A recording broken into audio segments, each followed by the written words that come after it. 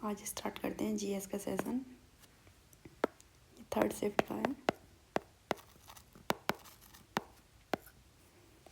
तो question number first, international shooting sports federation विश्व cup कहाँ आयोजित किया गया था? तो काहिरा मिस्र में। मेजबान राज्य के कितने शहरों में राष्ट्रीय खेल की मेजबानी की? तो ये 5 शहरों ने की थी। और ये इम्पोर्टेंट क्वेश्चन है, हर साल का पूछा जाता है करंट्स में। मूल्यह्रास के संबंध में निम्नलिखित में से कौन सा कथन सही है? तो अचल संपत्तियों के उनके उपयोगी जीवन के दौरान गिरावट के कारण उनके मूल्य में होने वाली हानि को मूल्यह्रास कहा जाता है। ठीक है। मूल्यह्रास में अप्रत्याशित और अचानक विनाश को शामिल नहीं किया जाता। तो ये फर्स्ट एंड सेकंड दोनों राइट हैं। लिएंडर पेस का संबंध है लॉन टेनिस से। गांधी इरविन समझौता हुआ था 1931 में। मैसूर दशहरा भारत के डैश राज्य के एक भव्य उत्सव है जिसमें शाही जुलूस, सांस्कृतिक कार्यक्रम और सजाए गए हाथियों का प्रदर्शन किया जाता है। यह है कर्नाटका में मैसूर दशहरा। नवंबर 2023 तक भारतीय मूल के यूनाइटेड किंगडम के गृह सचिव थे। तो ये थे सुएला बेब्रमैन।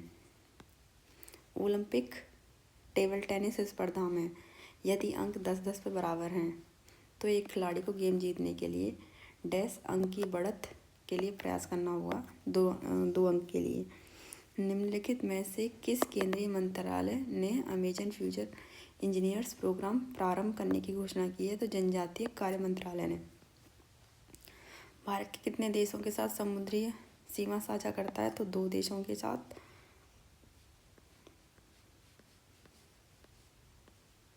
गौतम बुद्ध के संबंध में निम्नलिखित में से कौन सा कथन सही है?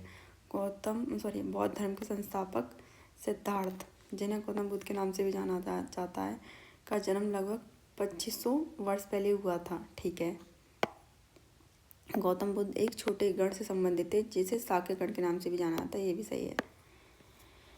हरित क्रांति निम्नलिखित में से किसके आयात पर भारत की निर्भरता को कम करने में सहायक थी? तो ये अनाज।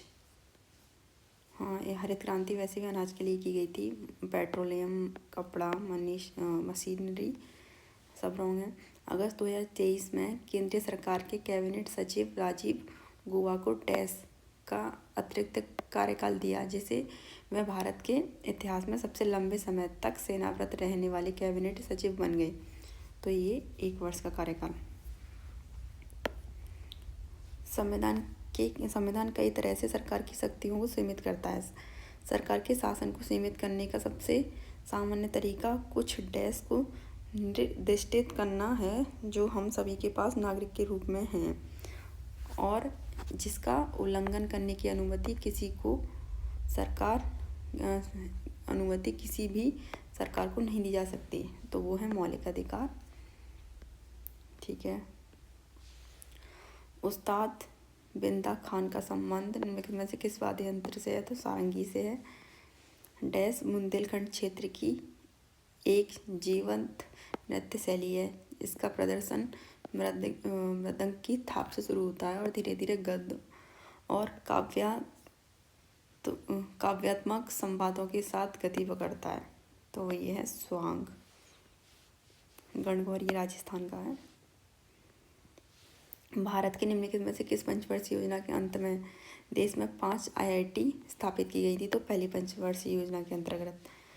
ध्वनि प्रदूषण को मापने के लिए डेसिमल इम्पोर्टेंट क्वेश्चन है, शायद ये फर्स्ट शिफ्ट में भी था। भारत की 2011 की जनगणना के अनुसार निम्नलिखित में से किस राज्य केंद्र शासित प्रदेश में पुरुष साक्षरता दर सबसे अधिक थी? तो केरल में। और महिला साक्षरता दर भी केरल में सबसे अधिक है। अगस्त 2023 में भारत के निम्नलिखित पूर्व मुख्य न्यायाधीश में से किसे सिंगापुर के अंतर्राष्ट्रीय मध्यस्थ पैनल का सदस्य नियुक्त किया गया? तो NV रमन्ना को।